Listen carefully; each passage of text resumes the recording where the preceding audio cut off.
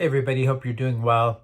I wonder if you've ever been in a situation where you need to do something, there's a certain way to do things or a certain job to do, a new task to do, certain skills that you need. And when you begin, you're pretty lost, right? Let's say you had a new job. Let's say you went to a new school. Let's say you joined a dance team or drama, right? Or the musical. And initially, do you remember that feeling of just being lost? And as time goes on, you learn what to do, right? You learn the skills you need. You learn the routine. You learn the moves. You understand the teacher. You understand the coach. And as time goes on, you pick it up. Now, some of the things we have to learn sometimes take a lot more time than others, but you ever wonder sometimes when you step into a situation, you almost ask yourself, what am I supposed to do? And sometimes it's not necessarily what am I supposed to do, but how am I supposed to do it, right? You go away to college, you know you're supposed to take certain classes, you're supposed to pursue your degree or learn your skill or learn your trade. So that's what you got to do, but how do you do it? How are you going to do your day-to-day life? How are you going to do laundry? How are you going to eat? How are you going to make friends? How are you going to make connections? How are you going to find community? Are you going to exercise or not? Are you going to read a lot? How much time are you going to spend in the library? Are you even going to study in the library? Are you going to study somewhere else, right? And that's just school, let alone life. Sometimes in life, we get stuck on the question of what do we need to do? So much more than how do we need to do it? And we're going to continue through Matthew, and we're in chapter 9 right now. There's an amazing explanation of Matthew's story himself. It's really short, because a lot of times people didn't really talk about themselves a lot in their own writings.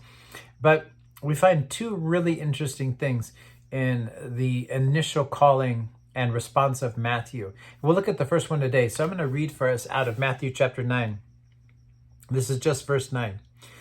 As Jesus went on from what he was doing, it says, as Jesus went on from there, he saw a man named Matthew sitting at the tax collector's booth. Follow me, he told him. And Matthew got up and he followed him. Now, there's a lot of times or scholars or people who will talk about tax collectors. They were very unpopular. They were often not honest, right? There's even a reaction to Jesus being with tax collectors like Matthew because of how dishonest they were, how they took advantage of people. So we sort of see where Matthew was coming from. We see probably how people perceived him. But all that Matthew tells us is the most important piece of the puzzle. All that Matthew tells us is this, that Jesus came up and Jesus said, follow me. And that was it.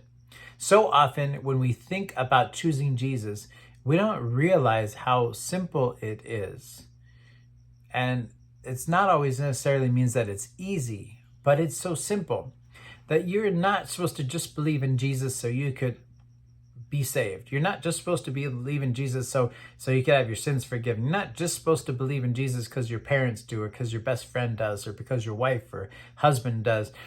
That's not it. We're missing out on so much. What do you need to do? We need to believe in Jesus, but how do you do that? Jesus actually puts it in the right terminology for us. It's not just believe in me, but it's follow me. And Matthew shows us the right response. He got up and he followed.